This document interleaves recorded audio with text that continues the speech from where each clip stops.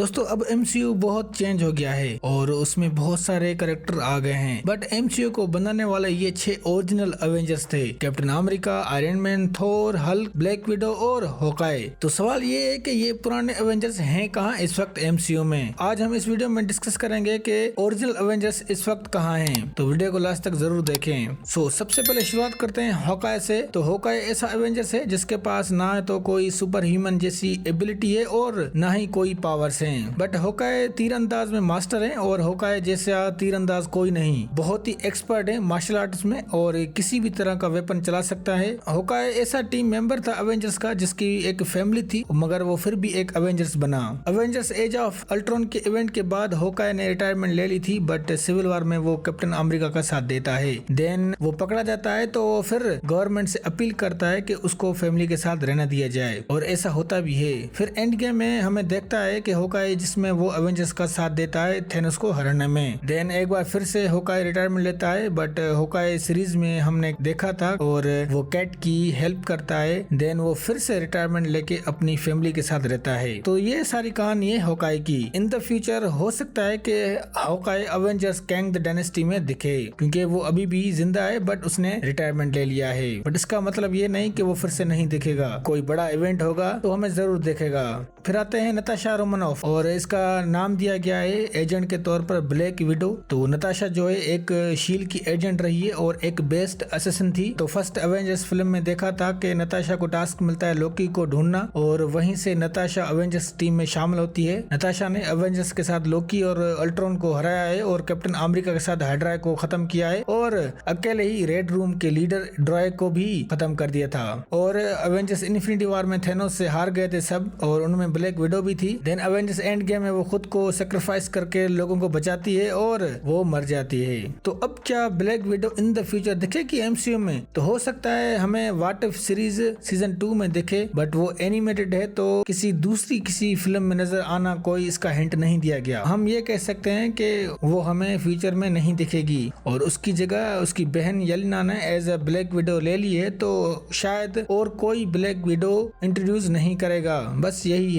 Then आता है professor Hulk. Hulk जो मोस्ट स्ट्रॉन्गेस्ट अवेंजर्स है और बड़ी बड़ी बैटल्स में अपनी टीम का मेंबर रहा है। और अवेंजर्स हो, थोर हो या फिर ये कहें कि उसकी कजन शी हल्क को सबका साथ देता आ रहा है और हल्क से जो भी मदद मांगता है तो वो उसका साथ जरूर देता है। तो हमने लास्ट टाइम देखा था हल्क को शी हल्क सीरीज में और वो सगार जाता है अपने बेटे को बचाने और वहीं से वो जिंदा वापस आता है और फिर हम देखते हैं कि वो अपनी फैमिली के साथ न्यूयॉर्क में रहता है। इससे ये पता चलता है कि शायद Hulk in the future MCU में दिखे और हो सकता है कि हल्क पर एक सोलो फिल्म भी देखने को मिले। जैसा कि हल्क सगार गया था अपने बेटे को बचाने, तो हो सकता है in the future world breaker Hulk देखने को मिले। अब बात करते हैं थोर ओडिनसन की। तो थोर जो एवेंजर्स का मोस्ट पावरफुल टीम मेंबर है और फर्स्ट एवेंजर्स में देखा था कि थोर और बाकी एवेंजर्स लोकी को हराते हैं। देन थोर को रियलाइज हुआ कि उसकी टक्कर के हीरो भी हैं अर्थ पर। थोर भी समझ गया था कि सिर्फ वही नहीं जो अच्छे के लिए अपनी पावर यूज करता है। देन तभी से थोर एक एवेंजर्स टीम का मेंबर बन गया है और फिर थोर अर्थ पर तभी आता है जब बहुत ही जरूरी हो। तो अब बात आती है कि थोर अब कहाँ हैं। तो हमने लास्ट टाइम थोर को देखा था लव एंड थंडर में, जिसमें थोर का सामना गोर से होता है और फिर थोर कैसे भी करके अपने लोगों को गोर से बचाता है और फिर गोर की बेटी को अडॉप्ट कर लेता है और उसके साथ अपनी जिंदगी गुजारता है। तो क्या इन द फ्यूचर थोर दिखेगा एमसीयू में? तो जवाब है यस, थोर 5 में दिखे, बट अभी पता नहीं कि थोर 5 होगी या नहीं। वैसे कोई मार्वल ने हिंट नहीं दिया थोर 5 का, बट हमें जो कैंग द डायनेस्टी और अवेंजर्स सीक्रेट वॉर जो है उनमें शायद थोर हमें दिख सकता है।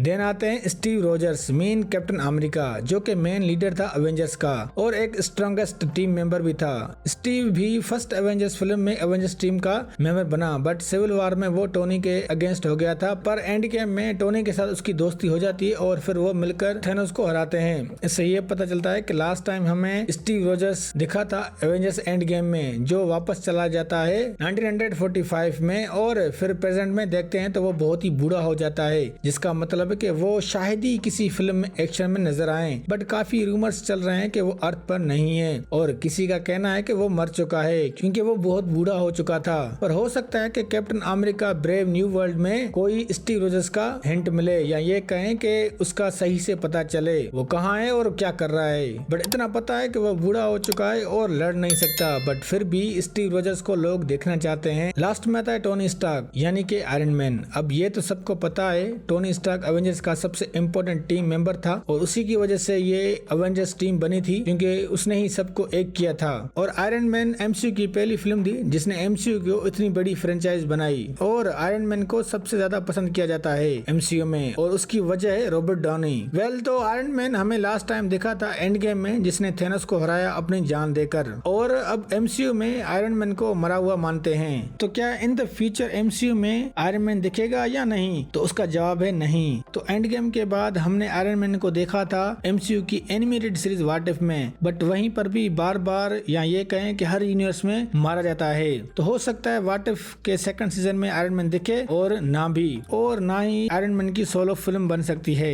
तो ये थे ओल्ड एवेंजर्स जिसकी वजह से आज एमसीयू खड़ा है। कुछ मेंबर्स की डेथ हो चुकी है, कुछ मेंबर्स ने रिटायरमेंट ले ली है और कुछ मेंबर्स अपनी जिंदगी बस किसी के लिए गुजार रहे हैं। पर जैसा कि अब एमसीयू में मल्टीवर्स चल रहा है तो कहीं ना कहीं हमें एक बार फिर से वही ओल्ड एवेंजर्स देखने को मिल सकते हैं। और एवेंजर्स सीक्रेट वार्स भी तो आ रही है तो हो सकता है उसमें भी एक बार ओल्ड एवेंजर्स दिखेंगे। उम्मीद है आपको ये वीडियो अच्छी लगी होगी। अगर अच्छी लगी तो लाइक करें और हमारे चैनल को जरूर सब्सक्राइब करें।